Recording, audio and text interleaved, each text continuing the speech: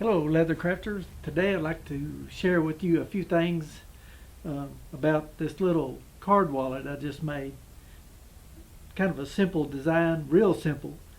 Um, 12 ounce saddle skirting or vegetable tan leather on the top that I've tooled the design into. And this lining leather is about 2.5 ounce in thickness. And you might be surprised where I found this. Um, Recently I was in a Hobby Lobby store and went down the Leathercraft aisle and found a roll of this cowhide leather for a very reasonable price. I'll show you a shot of that leather I got in the roll. And the Hobby Lobby, this is not actually a commercial, but actually they have a lot of tools that would be great for leather crafters for getting started, just to see if you like the hobby. So anyway, that's a little plug for the Hobby Lobby, and I'll show you the leather that I got there that I'm quite pleased with, um, and I think you'll be happy with it too. It's my pattern for the back piece.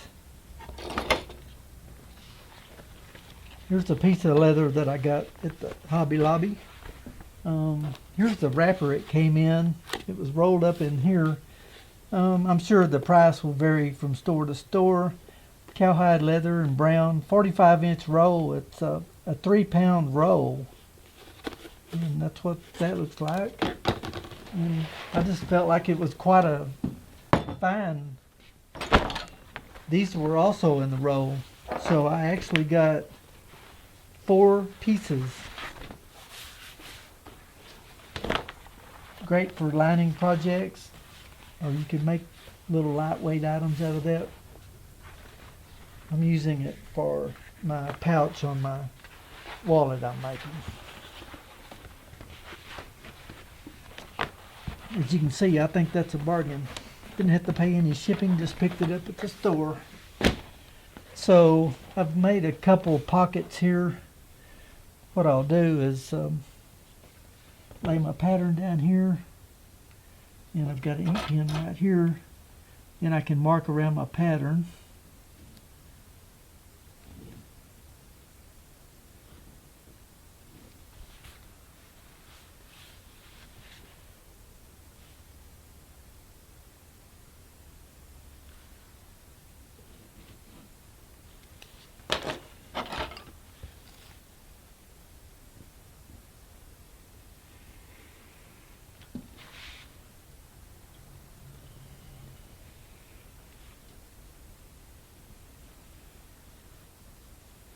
I was really impressed with the tools and the leather that I saw at the Hobby Lobby.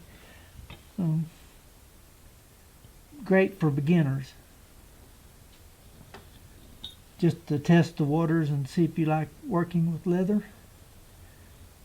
Needles, sewing thread, leather, and some stamping tools.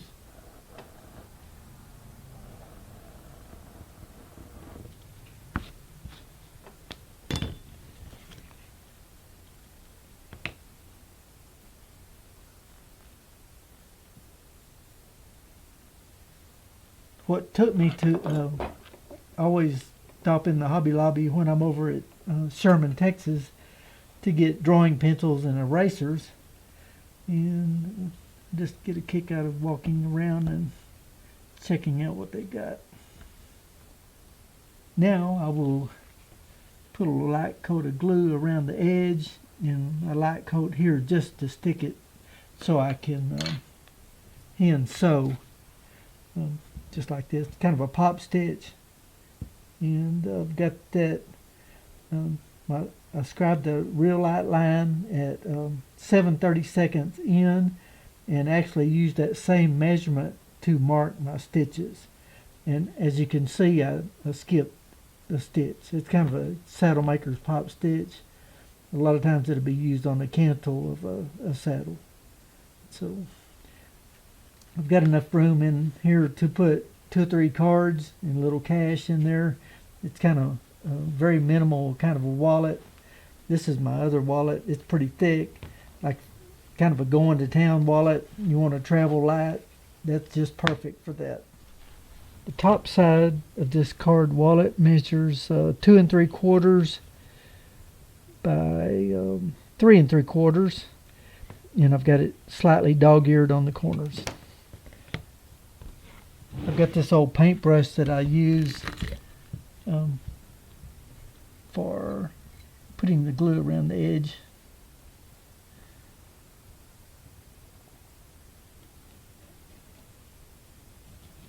This will hold the pocket in place until I get it hand stitched on there.